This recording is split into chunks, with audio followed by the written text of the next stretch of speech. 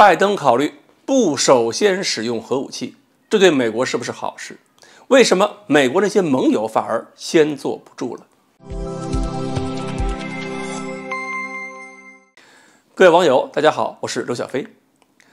前一段时间我们说过，拜登打算正式向全世界宣布，美国对任何国家都不首先使用核武器了。根据英国《金融时报》10月30日报道，目前呢，拜登政府正在制定一个新的核战略指南。貌似这个指南一旦出来之后，就这个核态势评估报告啊，可能拜登的这个核策略就要真的彻底追随奥巴马这个美国前总统。那么如果说这一条变成了现实，再假设一下，全世界各国家都宣布不首先使用核武器，对全世界肯定是好事，大家都不用嘛，那么核战争的爆发可能性就降到最低了。但是肯定有人不相信呢，觉得美国又要骗人了嘛。那么现在有人觉得，我们中国是不是应该改变核策略，宣布可以首先使用核武器？这种情况下，美国怎么可能宣布放弃这个优势呢？其实，美国会不会首先使用核武器，我们不能用情感和直觉去判断，而是要用军事思维和逻辑去分析。这么做到底对美国好还是不好？我们以前说过啊，一个国家要首先使用核武器，有几种前提。一个呢是对方根本就没有核力量，我打了白打，或者是我首先使用之后可以基本干掉对方的核反击能力，就算对方核力量还剩下一点点，打过来了我也承受得住。这种情况下呢，我敢先使用。而如果对方核反击力量足够强，我就没法承受首先使用核武器，这个牛就别吹了。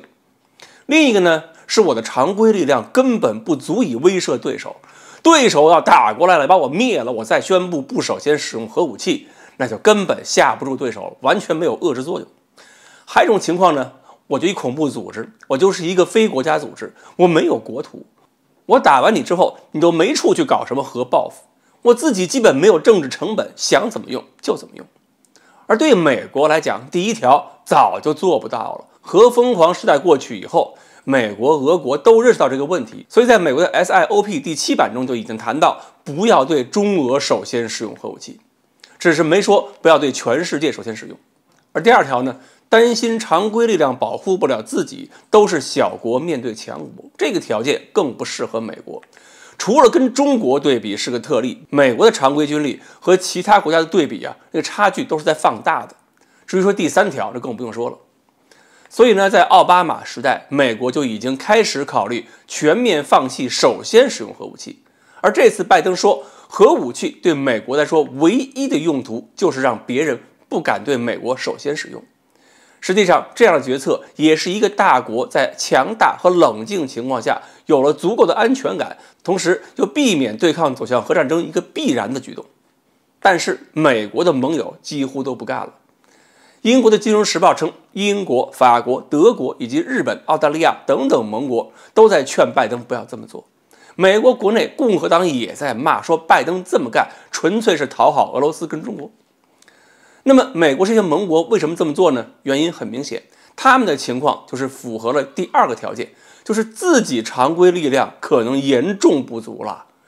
英国、法国、德国面对俄罗斯，常规的兵力肯定是不够的。而日本、澳大利亚面对中国，常规力量规模差距又太大，尤其是日本，全境都在中国的导弹打击范围之内，那么他们必然会希望美国用核威慑给他们拉一个平衡。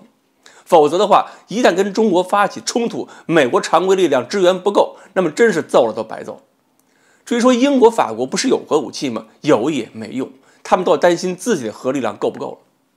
所以我们就能看到一个现象，美国和他的盟友之间在安全领域上，在核战略上已经出现了一个明显的差异。美国更多是考虑自己的安全，而他的盟国们在要求美国为了小弟们赶紧去赌命。